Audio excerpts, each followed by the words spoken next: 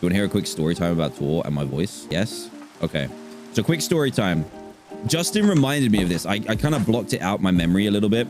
So I did a tour. Most of you guys know this. I did a tour and that involved lots of performing, which means lots of projecting my voice. I did meet and greets were actually more harsh on my voice because I was talking not like this, but like in my normal voice. So it's more droney, using my lower end of my frequency if you want to get real nerdy about it. And then in between, I was recording videos, but I was still uploading daily. I was using my voice a lot, and then I was uploading daily. So I was trying to, I recorded maybe 10 to 14 videos in one day. Don't do that. That's dumb. And I wasn't doing vocal warm-ups. I wasn't really looking after my voice at all. And one day after I'd done a long recording session, I woke up and my voice was gone. So I did 14 videos in one day and my voice was gone the next day. So if I went like up like that, I had no top. So it was just like and then it would just disappear. So that happened. And then for my tour, I always went back to New York because Justin lives there and New York's my favorite place in the world. It was the US tour. So I had none of my top range left. I had to be on vocal rest. So I couldn't talk for like 2 days. Or it was supposed to be longer than that, but 2 days, it's hard to not talk for that long. Anyway, I don't want to get sidetracked. I didn't talk for 2 days and then I had a show. And then when I was at the show, my voice was so bad. Like I still did it, but I said a line and then no one responded in the whole audience. Then no one responded because no voice came out. So my voice was messed up. And still now, like you had the voice crack yesterday, my voice cracks all over the place. And that's because of overuse. Anyway, I went to the doctors about it. In the US, so we had to do all that kind of kerfuffle. In the UK, you just turn up to a doctor's appointment. In the US, it's much more complicated, especially if you don't live there. But he looked down my throat. He said, it's fine. You've just burnt out your vocal cords. So you just need to rest. But we had an on-call doctor come to the show that I was just about to do because like the head of the tour didn't know that my voice was gone and he was panicking a little bit. So a doctor comes up and he's like, yeah, I could just in case it's like an infection or something other than just burning out your vocal cords, I can give you a steroid injection, which is very common for treating infections. You don't go on steroids for a long portion of time. You just have them temporarily. So, so I said, yeah, sure. If it helps my voice, then great. This is 10 minutes before the show, by the way. And then he gets out this syringe and he's like, I need to. I was like, oh, yeah, it's a syringe, whatever. I hate injections. He'll put it in my arm. And he was like, I need to put it in your butt cheek.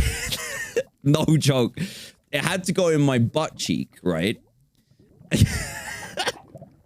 So had to do the do, you know? I had to turn around, pull my butt cheek out. And this was very uncalled for. I'm standing up because I'm having like weird flashbacks. 10 minutes before a show, right?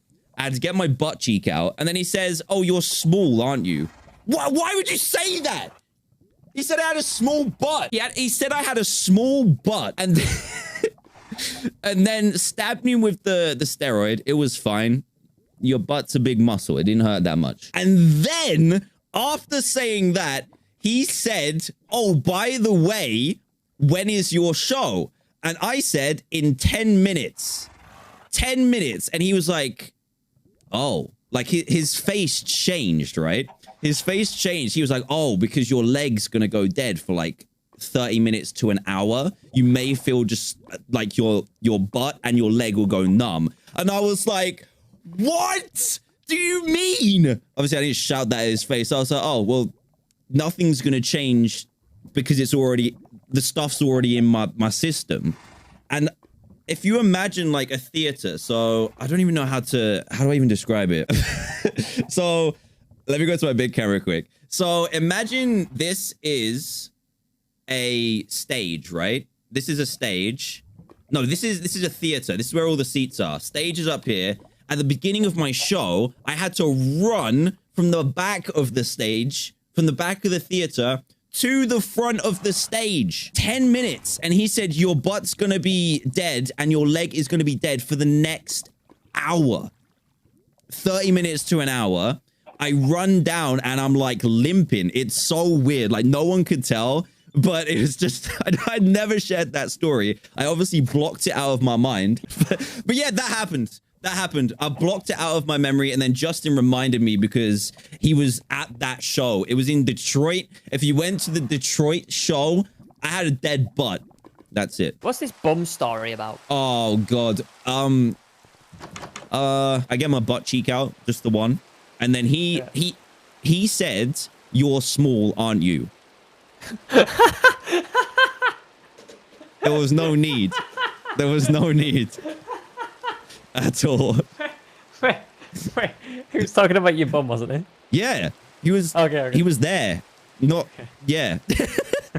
He was at the back of me. We've gone over this, chat. Come on.